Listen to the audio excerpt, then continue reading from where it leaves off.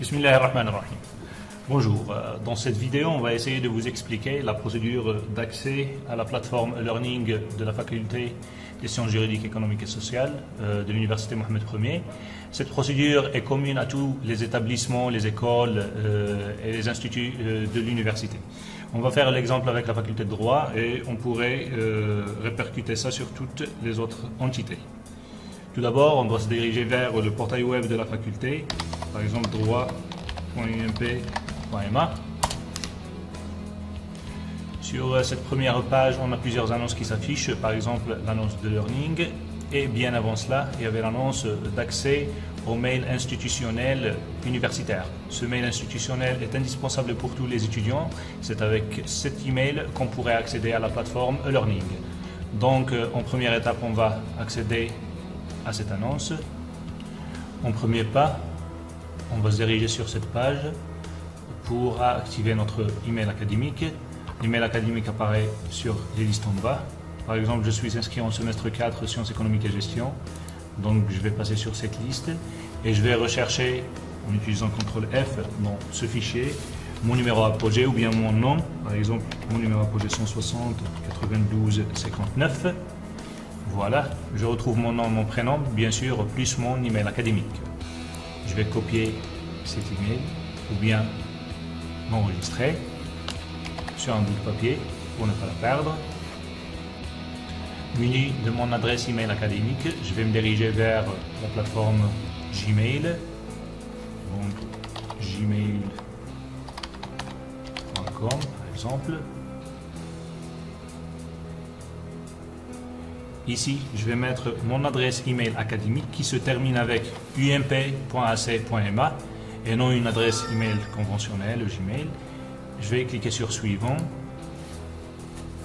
J'introduirai mon mot de passe 11 qui est mon numéro CNE et je clique sur suivant. Pour mon cas, j'avais déjà effectué mon inscription sur Gmail, mon activation du compte académique. Dans les autres cas, vous allez tomber sur une fenêtre qui contient une licence à accepter, une licence d'utilisation du compte Gmail. Une fois cela fait et que vous avez activé votre boîte email, vous pouvez communiquer avec vos collègues avec. On va retourner sur le portail de la faculté des sciences juridiques, économiques et sociales. Et ici, sur la page d'accueil, ou bien muni de votre adresse email, vous allez vous rediriger plus tard vers le portail de la faculté, espace e-learning, ou bien y accéder directement par ici. Et là, vous avez le lien d'accès à la plateforme d'enseignement à distance. Et bien sûr, les informations nécessaires. En cliquant ici, vous êtes redirigé sur la plateforme d'enseignement à distance de la faculté des sciences juridiques, économiques et sociales ou bien d'autres établissements dans le cas des autres instituts et écoles. Vous pouvez changer la langue via ce lien ici. On va basculer vers le français. Alors, une fois sur la plateforme, qu'on a changé la langue vers le français, on peut nous connecter sur la plateforme avec notre email académique qu'on avait déjà activé auparavant. On va cliquer sur se connecter avec Google. Du moment qu'on avait déjà effectué notre connexion sur Gmail, la plateforme nous inscrit directement sans demande de mot de passe. Dans le cas contraire où vous n'êtes pas connecté sur Gmail, on va faire cela, on va mettre déconnexion. On va nous déconnecter de la plateforme et on va expliquer ça en détail. On peut changer la langue vers le français. Connexion. Se connecter avec Google. Là, il va nous demander notre email.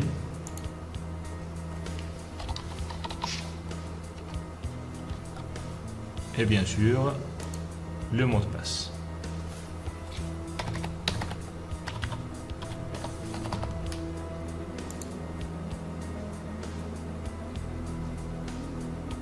Voilà, je suis connecté. Une fois sur la page de profil, cette page c'est une page personnelle de chaque utilisateur.